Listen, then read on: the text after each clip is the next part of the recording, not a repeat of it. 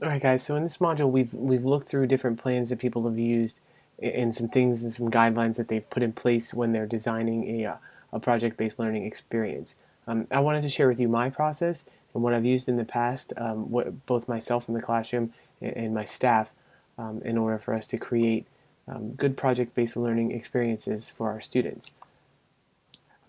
So what I like to think about first is building it correctly. If you build it, they will come. One of my favorite all-time movies. Field of Dreams. It's what. So where I like to start is building it, because if you build it correctly, the students will come and they will enjoy and they will.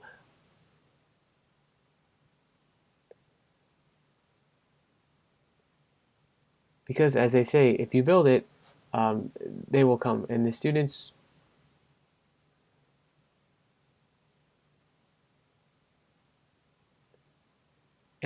will get a lot more out of the project, enjoy it more, and you'll feel more successful as a teacher if you take the time to build a good project. Now, that's not to say that the first time you do it, it's going to be knock it right out of the park, but if you start with a good foundation and you have a good idea of where you want to go and what you want the students to learn, um, it's definitely going to make your project more successful in the long run. So to me personally, no matter whether it's a project-based learning experience or a problem-based learning experience, I always start in the same place, and that is with the standards. What do I want the students to know? We start with whatever our core concept is with those standards, and we try to work in as many standards as we can to integrate and to hit as many different subject areas. That would make sense without muddying the waters or making the project too big or take too long to do. Um, we're still working in the elementary field,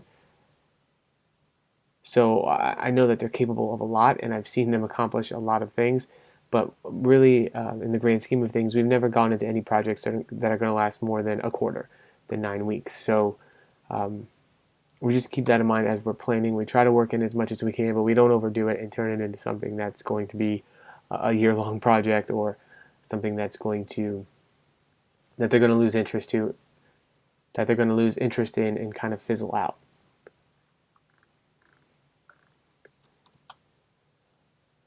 And then in our PLC cycle, in our professional learning community, we follow that same we follow the same sort of cycle that we use in our PLCs as we build our plans, and I'll kind of go over that real quick and what it looks like um, as we're building these project-based learning experiences. So here's our PLC cycle, and it starts with the delivery of instruction, and then you modify your instruction and curriculum based on what you learn from your students, and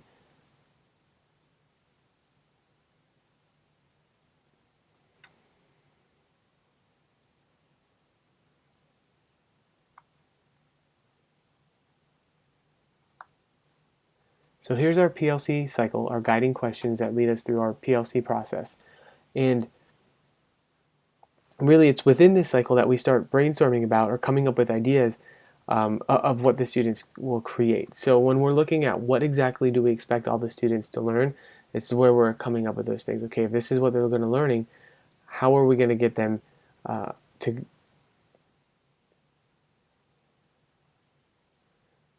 demonstrate their learning, and what kind of ideas do we have? Like, what can the students create? What's that guiding question of why they want to learn these things, and how are we going to know that they've learned it? We work with scales a lot, and we think about the products that they're going to create, or what it is they're going to do, and how will that demonstrate these things, and put them at a level 3 within a scale, or a 4, of course.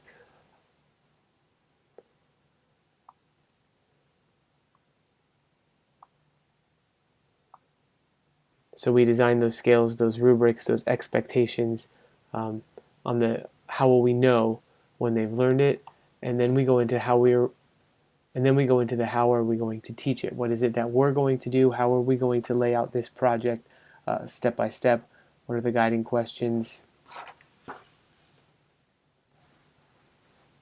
How are we going to engage them in the critical thinking and find those real life contexts as they go through this project.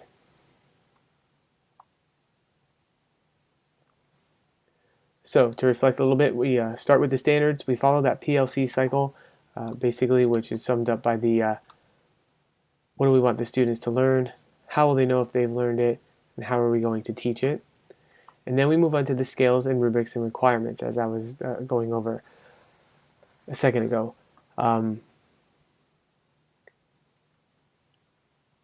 So we use scales and rubrics a lot to plan out the how will we know that they've learned it. And this is where the creative juices start flowing. Well, what if they did this? And maybe they could make that. We could enter in this contest. A lot of the times these start with things that are already online. We had a within our county, they do a recycling video contest every year. And a lot of project-based learning experiences have come from that, because we kind of have that as our guiding question or guiding thought. Like, how can we make a difference, or how can we make a product that's going to change people's minds as far as recycling is concerned? And then our unit just kind of spirals and comes from that. What I would recommend is that you make sure that your expectations are clearly spelled out to the students, that they know exactly what they need to do. Not so much that it's going to restrain them in their creative thinking, but enough that they know what you're expecting from them. Okay? And then always, keep in mind that it's okay if it's not perfect. Okay? As we were saying, we're working through this process. There's things that are going to work. There's things that aren't. It's always good to be able to reflect when you're done, and if you have a peer teacher or somebody that can kind of look back and say, oh yeah, that was great, I saw your students doing this, or you guys can share experiences and see how it worked between your different classes.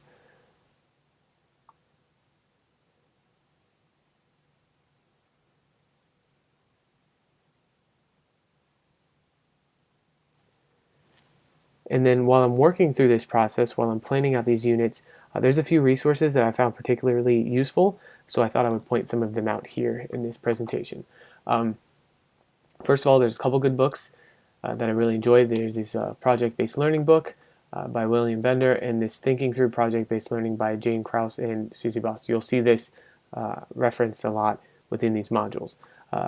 This book, Open by David Price, just kind of helps you think about the way that education is kind of changing, and the way it looks now, and the way life has really changed. Attack of the Killer Video book. This one is great as far as teaching students on an elementary level how to do filmmaking, how to frame shots and use tripods and pan different shots and things like that. So it's really helpful. It puts it on their level, and it's a fun read. CPALMS is where we get our Florida state standards, so you might want to find the standards that are relevant to your district, your county, your state. Pinterest, good source for some jumping off ideas. Teachers Pay Teachers, another good resource to use. And my favorite is the students. Sometimes the students come up with the best ideas. They know of the contests, they know what they're interested in, and they really can help to guide your project-based learning experiences and planning.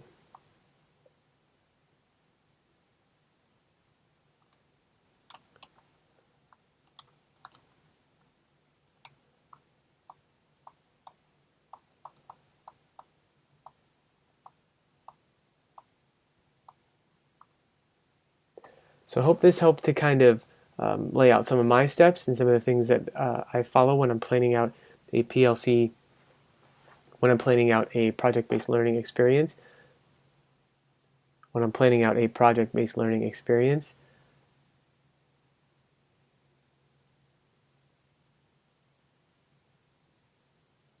And hopefully this helps to give you guys some ideas of what to include in your plan as you're thinking about the steps that you want to follow when you're building a project-based learning experience. So thanks for listening, and I'll talk to you soon.